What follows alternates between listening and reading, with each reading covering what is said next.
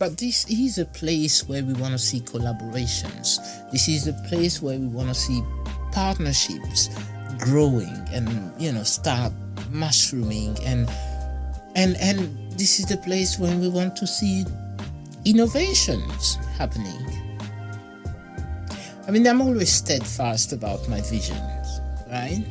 I think about them, I get the vision, we listen to people, right? So it's not just me waking up one day and like, okay, we're going that direction, we're going to do that.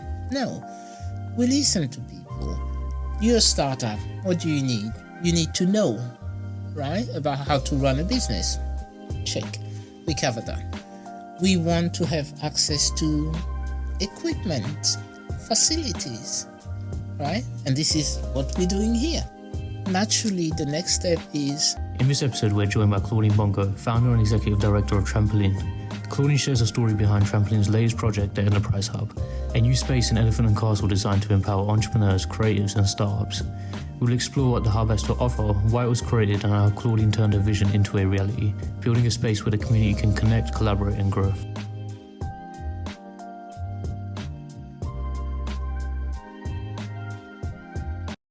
So Claudine, welcome back to Trampoline's podcast.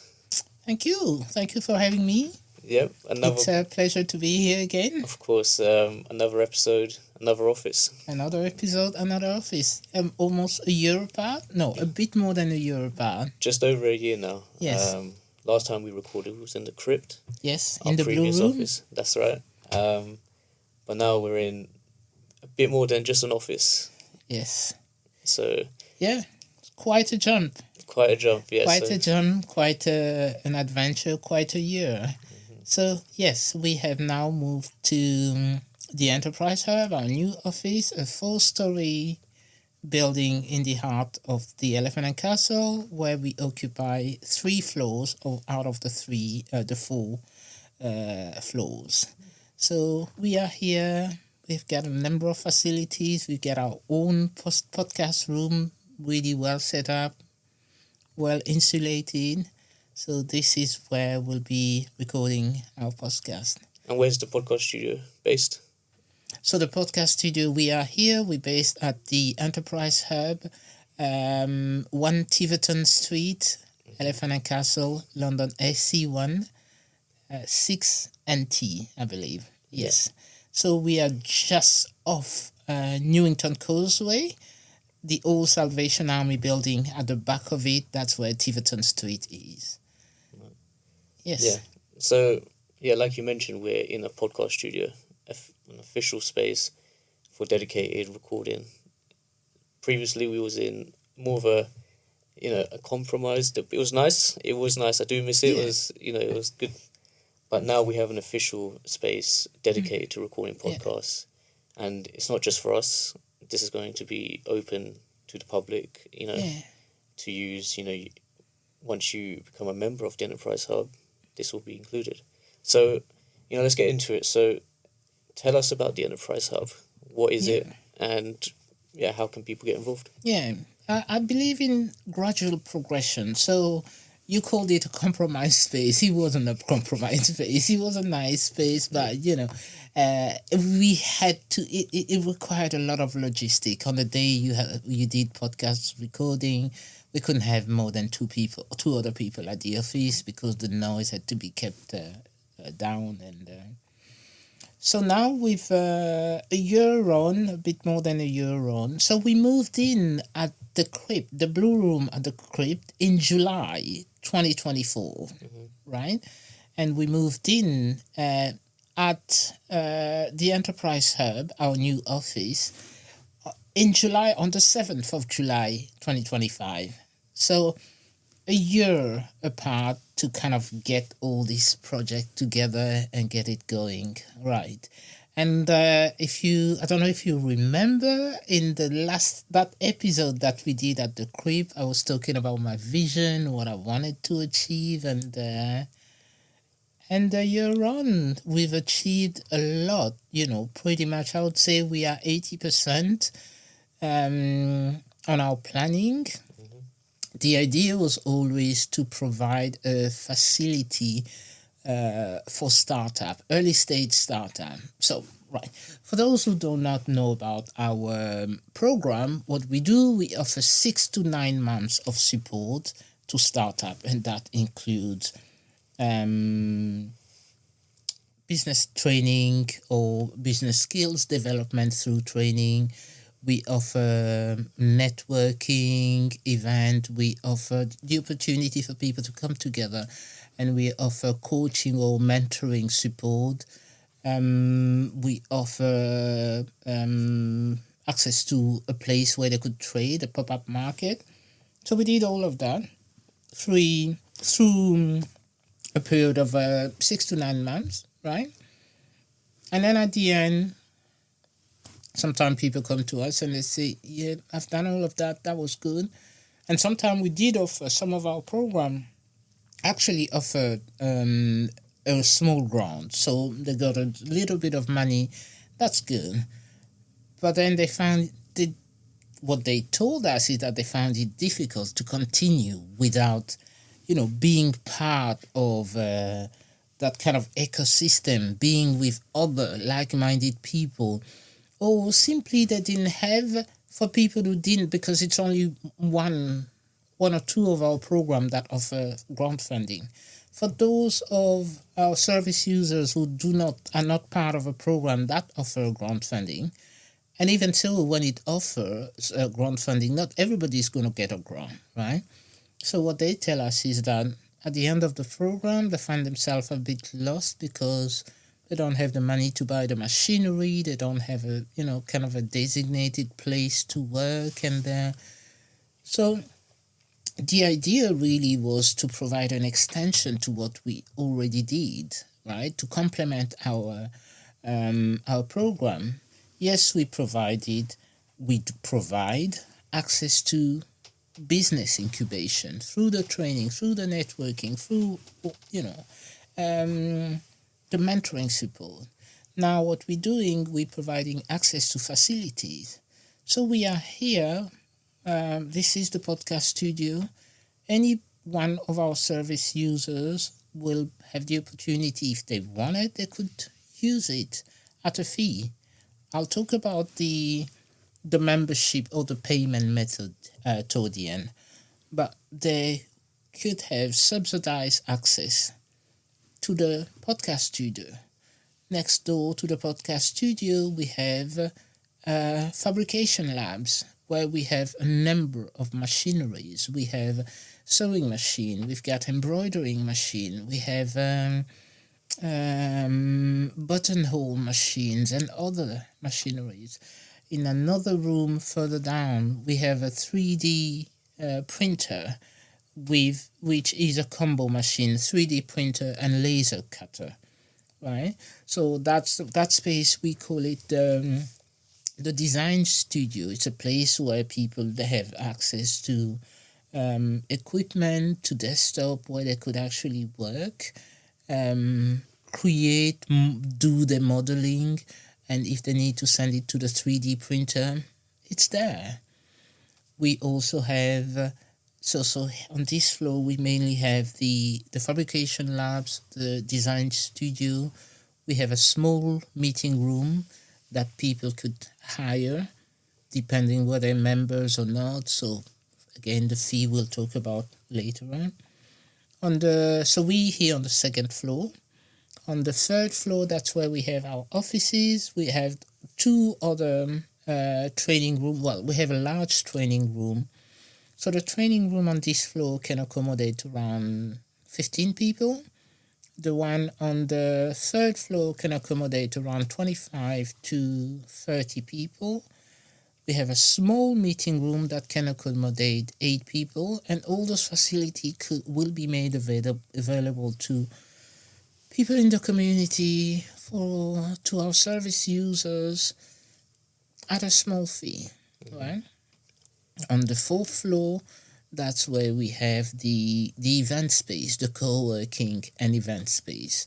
That's where we will have our networking events from now on, and that's where people could actually, the place where they could go and work from. It's quite isolated.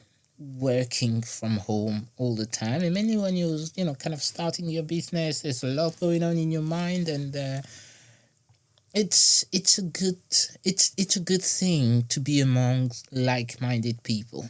Those conversations can just sparks and exchange of ideas, and yes. So I wanted to create that space. I wanted to create that place where that becomes more of a community for startup, an ecosystem of support for startup, right? So on top of all of the things that I have described, there's also the access to on demand business coaching. So whoever is our member, if they think they want to discuss about some aspect of the business, they can book a session, and that is included in the membership. Access to, we'll be running a lot of capsule workshops here, and again, that is part of the offer, the membership offer. So there's a number, and obviously the networking event. So with the membership, you get access to up to a certain number of hours of one-to-one support on demand. Don't quote me, but I think it's going to be around 5 sessions per year. So you get access to that. You don't have to pay. So literally, you have a consultant at hand, at your disposal. All you need to do is go on the system and book to have a session with them, right? And that is part of the thing that's quite often missing. And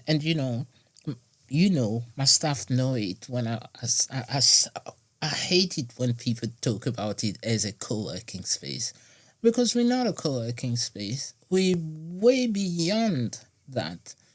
We are a facility. We are an ecosystem of support. We are a place that provides resources. It's a resource center for people who are starting up the business. So I was saying, initially we provided our business incubation support lasted 6 to 9 months. Now with this new facility, we extending that to up to 2 years. So you could still be part of this family, part of this ecosystem here. Once you complete your program, you can still come use the facility. You can still come and use our the shared space, the networking space upstairs. So it was always about, we have been doing this. We've done this for quite some time. Let's get to the next stage, right? And like I say, we are at around 80% of my vision. So that means there's still a little bit more that we want to do. Mm-hmm. Yes. Yeah. Yeah, no, I was just, as you was explaining the vision, I was just thinking back to one of the networking events back at the crypt about 1 year ago. And I remember there was a lot of questions about, 6 to 9 months of support, but then we want extra support. Yeah. We need space to, do some crafts, or we need a dedicated space to work. Like, what is going on with that? And I remember you commenting on it and saying, look, in the next 5 years, this is what we hope to achieve. And, I remember looking at the different reactions, and there was a few people that was a little bit doubtful, and then there was some people that were excited. And, a year, you said 5 years, you gave it a 5-year mark. And 1 year later, Yeah, we're here. Exactly. A year later, we're here. I'm always steadfast about my visions, right? I think about them, I get the vision. We listen to people, right? So it's not just me waking up one day and like, okay, we're going that direction, we're going to do that. No, we listen to people.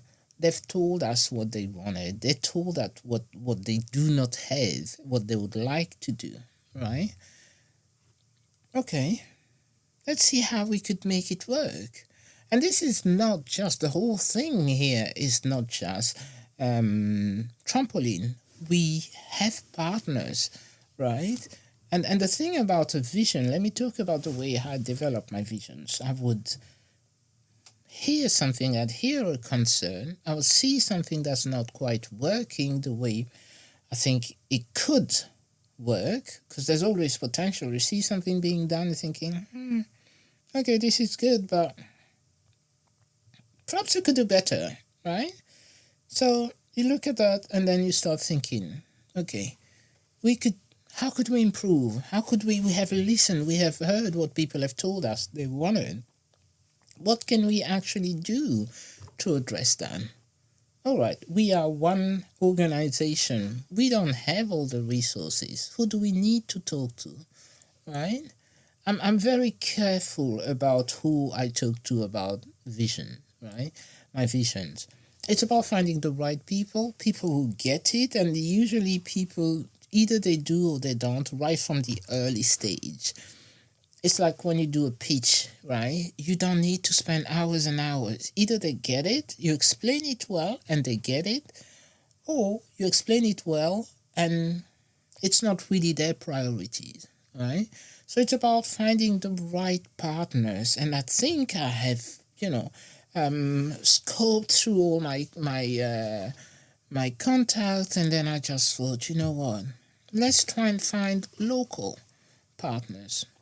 People who understand the challenges of local communities here in Southwark, in Lambeth, in Southeast London, right?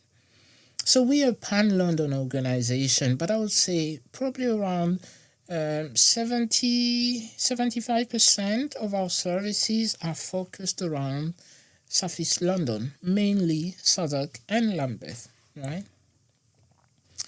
Let's see who we can identify as partner, and then and that's the thing about how I approach my vision. Is I approach them with a lot of faith, right? When I know that I know that this is what we need to do, I will approach it with faith.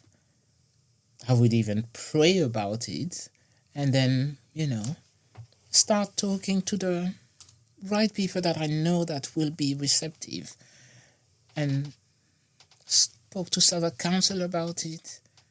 They liked the idea. Spoke to Impact on Urban Health about it.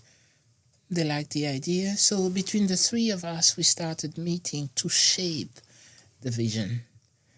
And it sounds like a small thing the way I'm saying it now, but it was a challenging year. I mean, I would say 2024, the whole of 2024 was quite a challenge. So, from talking to, that actually started before 2024. So talking to partner, convincing partner, getting them to put their hands in their pocket, getting the money out. So it's been a good 12 to 15 months of negotiation, right?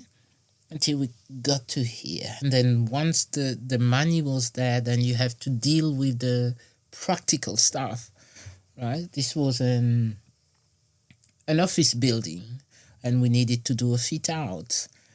That was my first time dealing with builders, building contractors, lift operations, and all of that. So quite challenging, quite new things for me. And with every step, I was learning new things. And I think all of us have been learning new things, right? And I keep telling my staff all the time, we are on this journey together.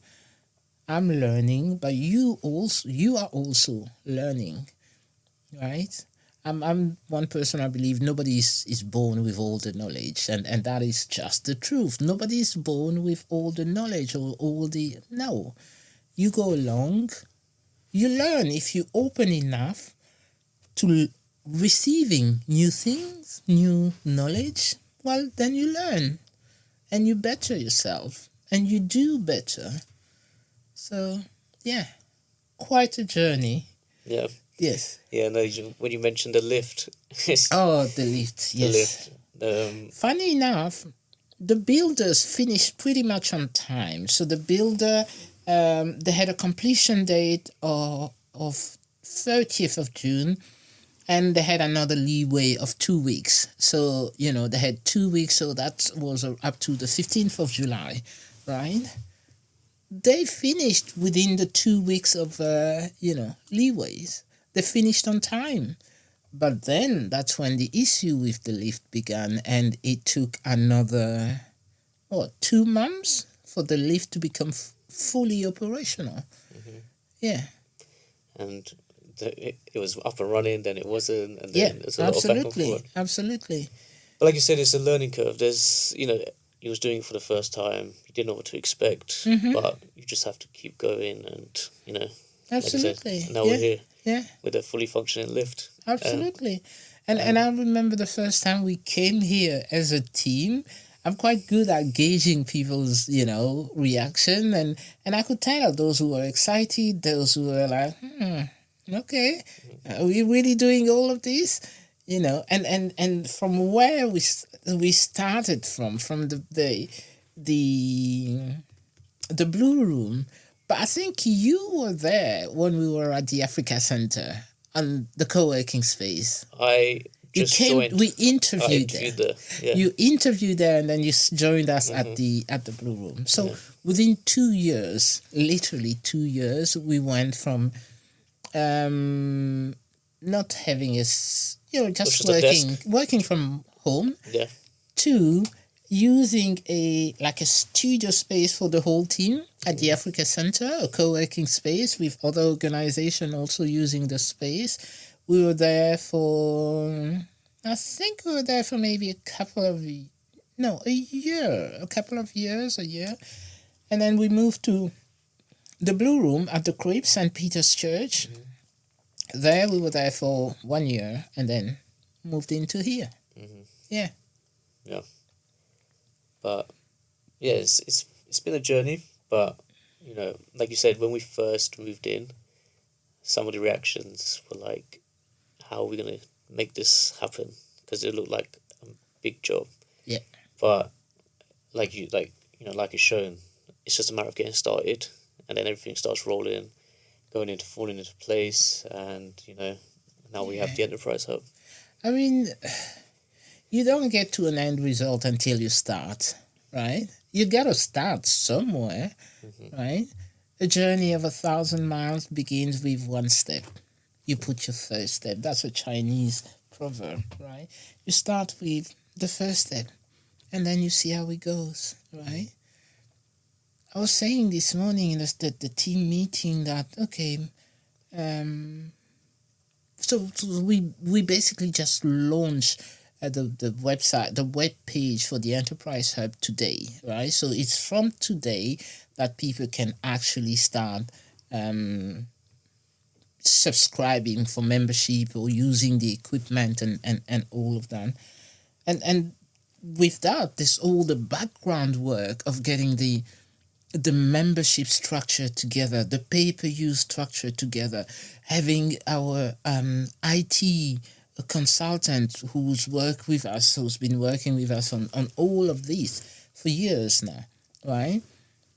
Making sure that the system, when we say, the system is going live today, people can start subscribing, it is actually live. But as we all know, those things, they have a knack of coming with so many teething issues, right?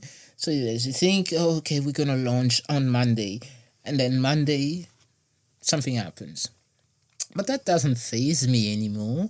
You don't want to get flustered because somebody said, the website is not working. All right, let's have a look. What can we do? Luckily, we have Rory on a retainer, is working with us. Let's see how long it would take before Rory can fix it. Right? I believe in using energy in a more positive way. Don't get me wrong, I never panic. It's not that I never panic or anything. No, but it's just knowing how to use your energy, really. Because the amount of time that you would spend worrying and panicking and doing this and that, it's not really going to change anything. On the contrary, you're just going to weigh yourself down. So we're pacing ourselves. by the time this episode comes out, I think we will be fully operational, and we would have had our official launch Launch, event yeah. even. Yeah, so I'm looking forward to seeing how it goes. But we are way there. We've done what we could. We have opened it. We have listened to what people have said, what they wanted. We have provided the facilities. We are making it available to them, and our doors are now open. Come and use it. Yeah. Yeah. So yeah, now's the time for anyone who wants to, become a member, Yeah. use the resources, to help them jumpstart their business.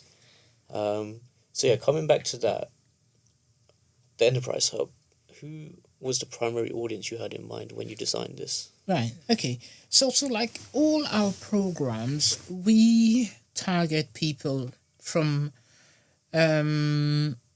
people who come from underserved communities. And these are people who are quite often minoritized because of the income level, because of the gender, because of the sexual orientation, because of the ethnicity, religious belief, age group is another one, right? So people who wouldn't necessarily find it easy to access mainstream services for various reasons, right? So they find it easier to come to us because we provide a set of programs that are quite flexible. We accommodate for, we try to work with people, right? It's not,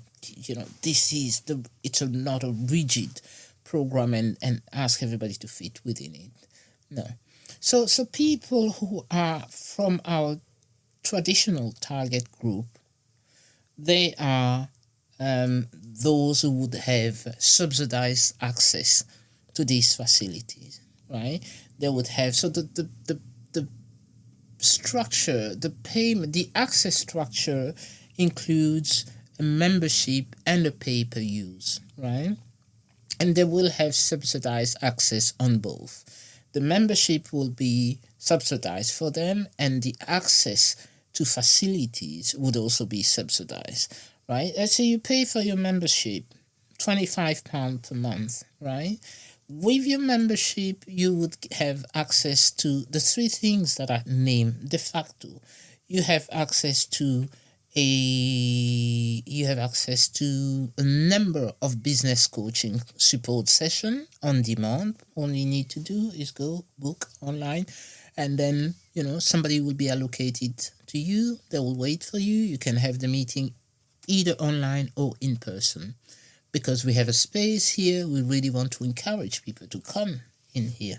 So you have access to business support on demand. You have access to a number of capsule workshops.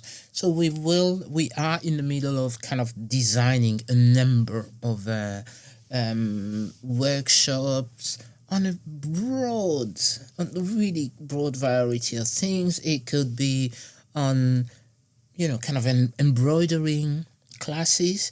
It could be on circular economy. It could be on a sustainable business model.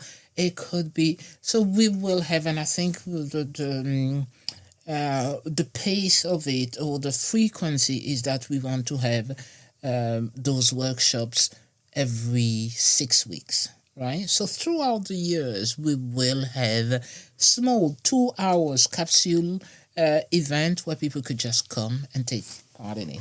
And then there's the networking event, which is one of our core service. We want people to come together, to talk to each other, to get to know about each other's business ideas and see how they could collaborate, how they could create partnership, and so on and so forth, right? Membership gives you access to those three things, de facto. Now, the next thing is if you want to use the fabrication lab, you want to use the 3D machine, then you book to use it either on a daily basis, on a weekly basis, or on a monthly basis. If you want to use whatever equipment we have in the other fab lab, where we have the sewing machine, the embroidering machine, everything to do with kind of design, making, dressmaking. So you go on and book the equipment. We've got a number of lockers, So you go in the locker room, you book the locker that, okay, this is, I'm going to, instead of doing back and forth every time I come here, I'm going to leave all my material, my fabrics here, right? So you book a locker room, and you could even book a small toolkit, right? In case you come here, you forgot your scissors. Remember, these are people who are not learning to sew or to use an embroidering machine. They've done it before. It's just that they might not have one at home, right? So they come and they use our facility, right? So whenever you want to come and use our facility, so there's you kind of it's a pay as you go model, right? So that is for our core. We are expecting around 60% of the hub service users will be subsidized. So our core service users.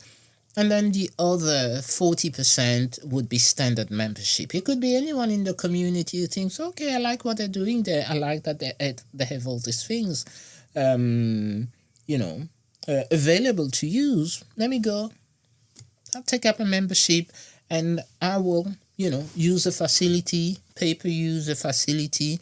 So these group of people who are using it on a standard basis do not benefit from the standardized rate, right? The standardized rate are only for people who have gone through our program, whether they're alumni, whether they're current, or simply people in the community who meet the criteria for having a subsidized membership.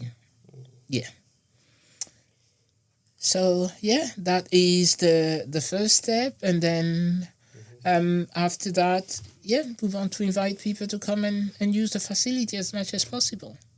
And it's good that you don't have to pay one figure for everything, because you might not need everything. Absolutely. So, if I wanted to come in there and just record a podcast for my business, I could just pay for that, allocate the time and do that, and then next week I might want to, just get on with some work upstairs in the co-working space, and then I can do that. So, the pay-per-use, it makes sense. The pay-per-use allows flexibility, allows affordability.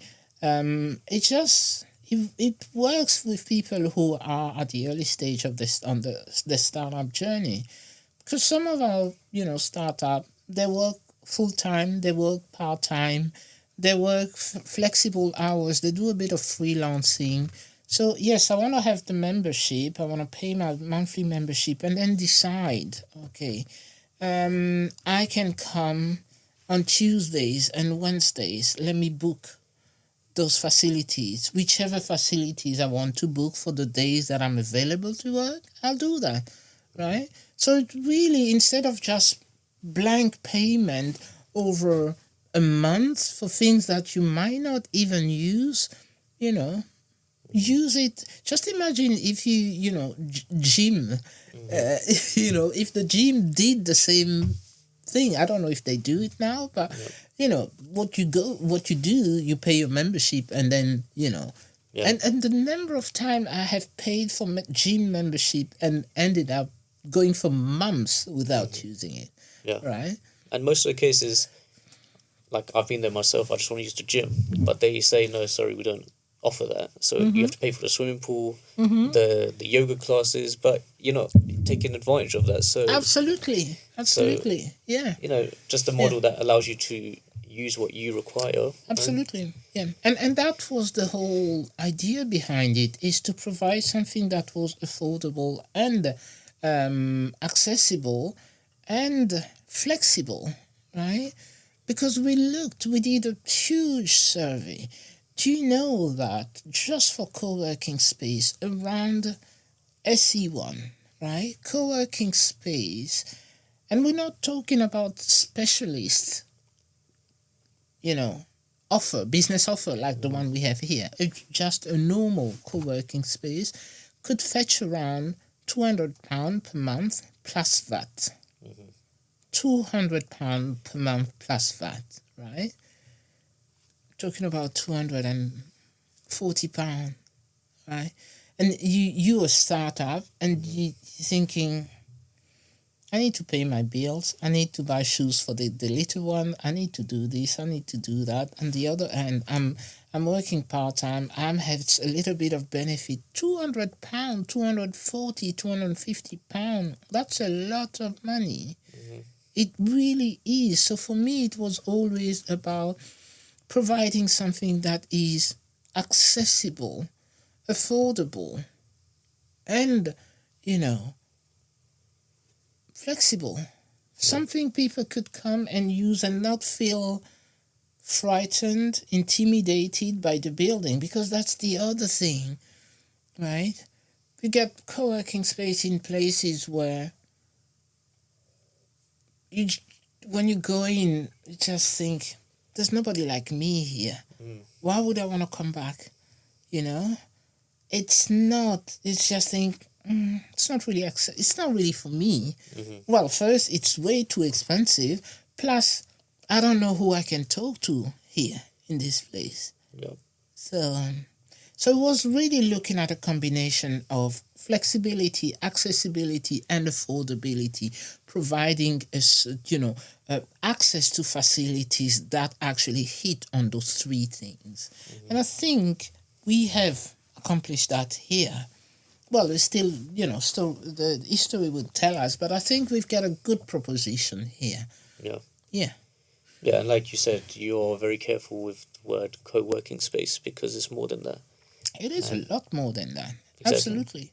And like you said, there is a lot of co-working spaces available, around Elephant and Castle, but there's very little that offer at an affordable price. Absolutely.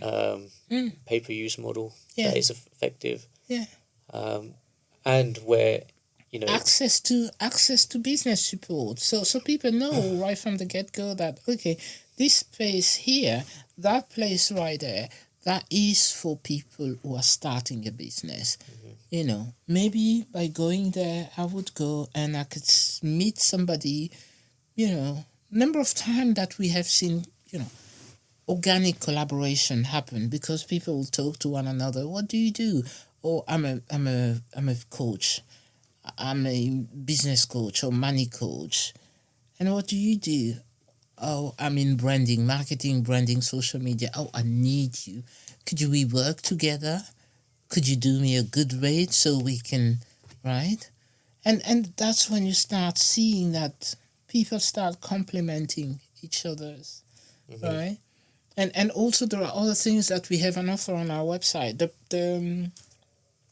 The startup directory, for example. That's a really good offer, right? It's a place where people, once they feel the confidence about their product, can actually start advertising it there. And one thing I've asked Andrea is that I want to see the number of hits we get on that page. Yeah. Let's get the analytics on that. But we could see, we have something like, last time I counted, I think we had something like 25 or 26 people of our startup who now advertise their product there. If we could open up the offer to small, kind of very small businesses around here, add them to our directory. Why not? Yeah. Right? I was thinking about actually displaying it upstairs in the co-working space. So, if they come in, they can just have a look and, this person can help me with my finance or marketing, catering. So, that's what it's always been about, is actually making these startups work together, help each other out. Yeah. Because, as we know, if you was to look for that kind of support from a bigger name, it's not always affordable and accessible. It's not, yeah. And, that's why the networking events that will take place here. It's the perfect time and opportunity for these businesses to be surrounded by like-minded people, make connections, and help each other out. Absolutely, yeah. And again, let's be clear, help each other out, it doesn't mean that I'm doing it for free. No. The ways, okay, I could give you 2 hours of coaching, and that is actually something that happened before, right? Someone was doing coaching, someone else was doing PA services, accounting and PA, and okay, and the person who was doing PA and accounting was very very reserved, almost shy, and kind of very introvert. And the other person obviously was coaching outvert and outgoing and yeah, so they just started talking to one another. All right, I'll give you some coaching session about confidence building and this and that, and then in exchange, you help me set out my accounting system, right? So that was one way of doing it. In other cases, it's outright payment, and that's whichever way people decide to do it. But this is a place where we want to see collaborations. This is a place where we want to see partnerships growing and start mushrooming, and this is the place where we want to see innovations happening, right? So yeah. Yeah, so that just leads me on to my next question, which was going to be, what do you see the enterprise achieving in the next few years? So I was saying that we are around 80% of the vision. To me, the full vision is like it's kind of providing access to really everything, right? You're a startup. What do you need? You need to know, right, about how to run a business. Check. We covered that. We want to have access to equipment, facilities, right? And this is what we're doing here. We're opening up access to, facilities, equipment, and, training rooms and all of that. Naturally, the next step is access to finance, right? And we do know that access to finance is still a big issue from our people within our target groups, right? For so many different reasons, they still don't have access to finance. You can't just go, to your bank and say, I would like a 25K loan to start my business. Odds are still stuck around against so many of our service users, right? So now it's about, for me, the next step and the natural step is to look at how we could open access to financial products for people within our communities, right? And bear in mind that the amount of money that people need is never really huge amount, right? You meet somebody at the city who leave their job and they want to go and do a startup, they'll tell you they need $500,000 or $1 million. Obviously, everything is different scale, different. But they'll tell you they need that kind of amount. What we have here is people who need around 20, maximum, I'd say 25K. Or they could have a good start with 25K. They might need more further down the line, but 10K, 15K, up to 25K is a good amount of money to have access to, right? And if they, the finances could be different form of financing, but most people understand that, it is, if it's a loan, we have to pay it back with interest. People understand it. But the reason why access to finance is such a big challenge, or is such a big issue that I want to tackle, is because of the challenge people face due to lack of access to financial products, or simply due to not having access to a bank account. I mean, it might sound really strange to some people, but we have people in our communities who just can't open a bank account. Why? Because, they're not even aware that they have poor credit record due to something that happened 10 years ago, or they lived in a place where the address had a poor credit history attached to it. So yeah, I mean, access to finance is not just here's money, you know. No, access to finance mean educating people about how to manage, your business financial situation. So the way I'm looking at it is about us providing that kind of a financial intelligence. It means perhaps having a full-time member of staff who provide financial intelligence to our members. Budgeting, cash flow. We already do things like cash flow, budgeting, bookkeeping, stuff like that. We do. But the next step, right? Help people plan, business planning, financial planning, and all of that. Educating people so that when they have access to, when they actually have the money, they are better prepared to manage it well, right? I will not give you access to something. I will not give you a car if I know that you don't know how to drive a car. Otherwise, you just sit there, or you might crash it, right? So we want to tackle that issue of access, lack of access to financing or to financial product for a good number of our service users, by addressing two things: knowledge, raising awareness about this issue, providing the knowledge, incubating people on financial product, right? Showing people, teaching people how to improve their financial management skills, right? And then once we know, okay, we've done that, we're confident that they got it, they would know how to, manage their finance.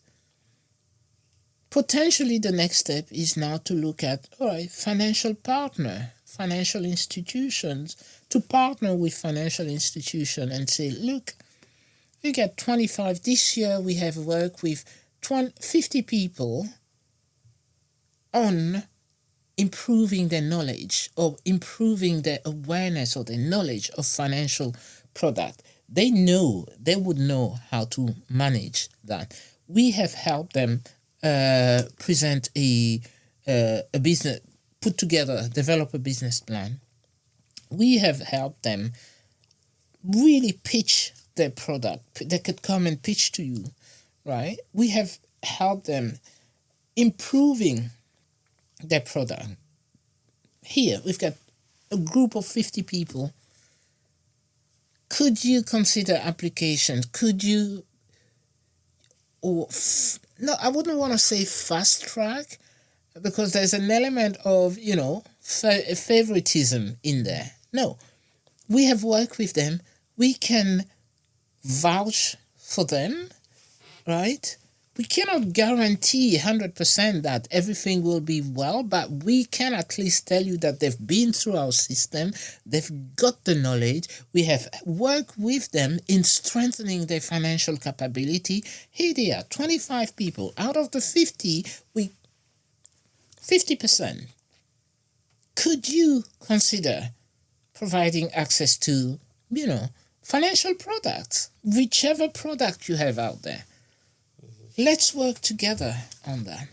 So that's my next step. I think until we really provide access to everything, we can't say that we are fully empowering people to become viable startups. Yes. Yeah. No, that makes sense, because, like you said, the vision consists of those three different elements, essentially. And, you can't just jump to the finance part before you're ready. You need that foundation, the financial Absolutely knowledge. Not. And, talking to a few of the startups that we work with, I'd say there's a number that are ready for the finance, but there's a lot that are just trying to jump. Yeah. They need to get the knowledge first, then get to the finance part. Absolutely. Yeah. And I like that so far that we have grant funding. Some of our program come with the access to a grant funding, but it's a small pot, 5K maximum. But that's good because, and we always tell people, don't come for the 5K. The, the 5K, that's, if you get it, icing on the cake, really. Because we are not a grant funding program. We are a business support program. If you're coming for the money, you're the wrong place, because all you're going to focus on for the 6 to 9 months of the duration of the program would just be 5K. But what is 5K in the scheme of things? Because at the end of the day, you are a business, a small business. You want to be selling your product. You want to be making money through sales, right? Whether you're selling a product or a service. That's what you want to do, sell. But if you just focused on the ground, you got it wrong. You really got it wrong. Yeah. So jumping back a step from part of the vision back to the enterprise hub.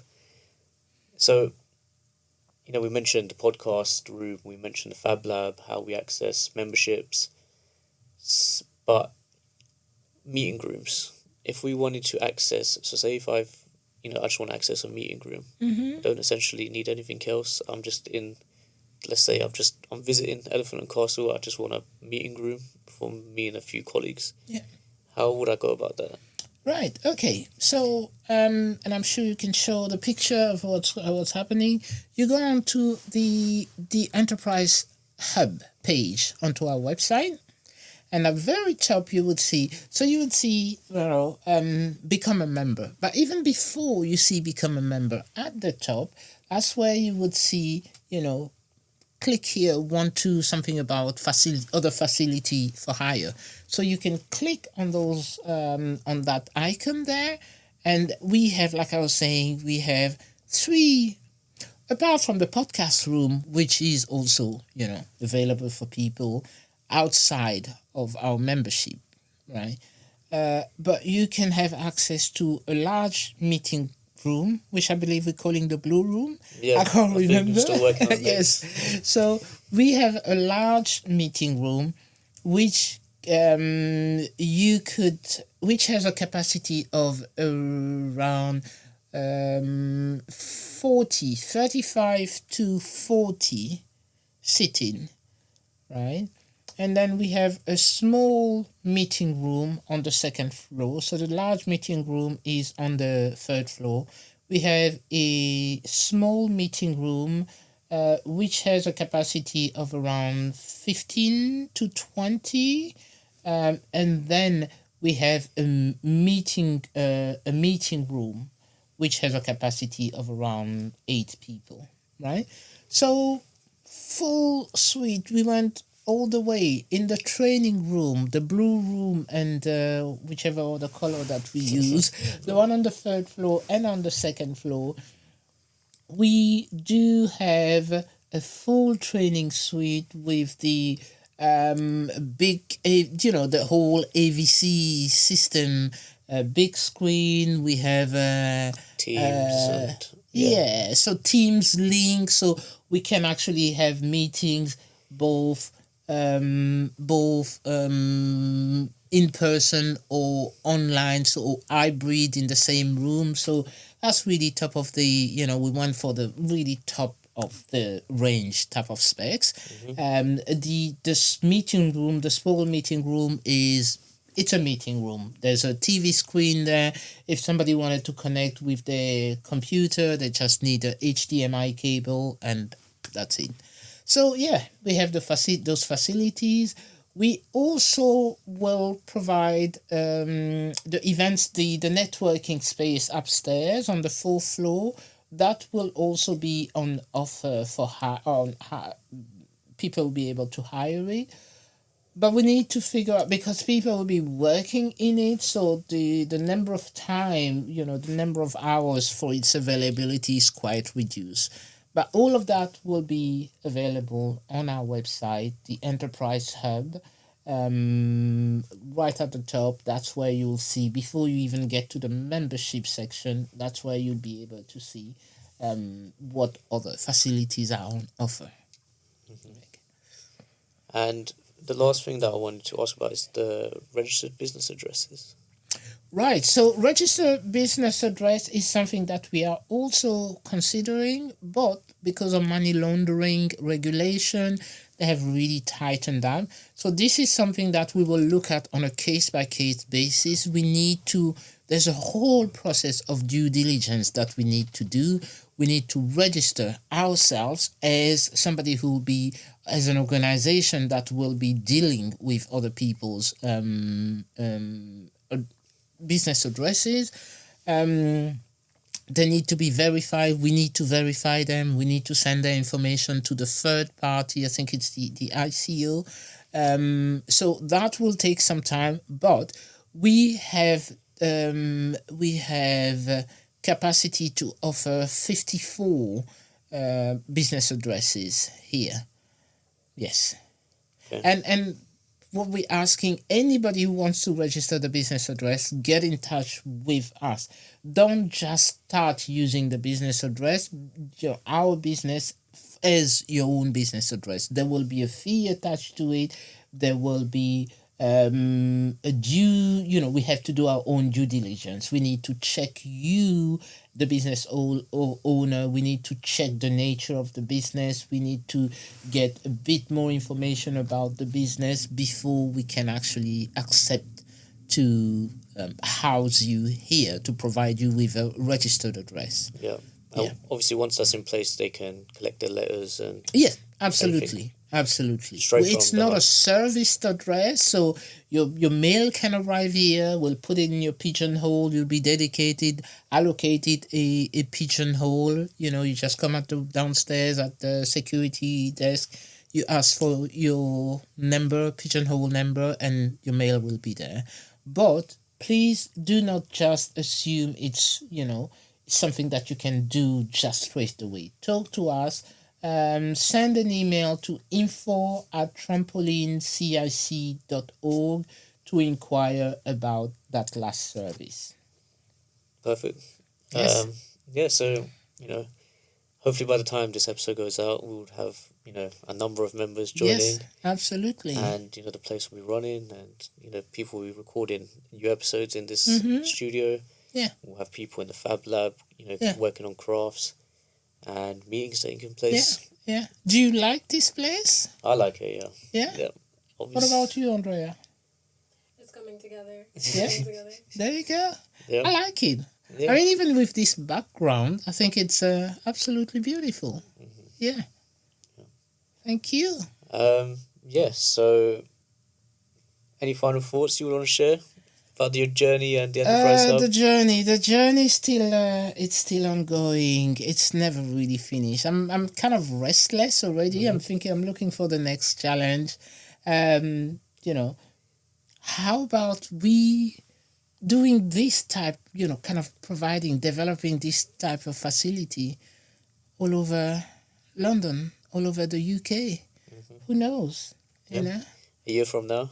Oh, another episode. Yeah. I'm up for it. I'm always up for a new challenge. Like I'm saying, I'm already feeling this is done now. This is a done deal. Let's get to the next challenge. Perfect. All together. Okay. So that is the end of the episode. So the Enterprise will be open. The Enterprise Hub will be open by the time this episode goes out. You can sign up using the link in the description. Thank you. Yeah. No, thank you. Thank you for having me here in your den. Yes.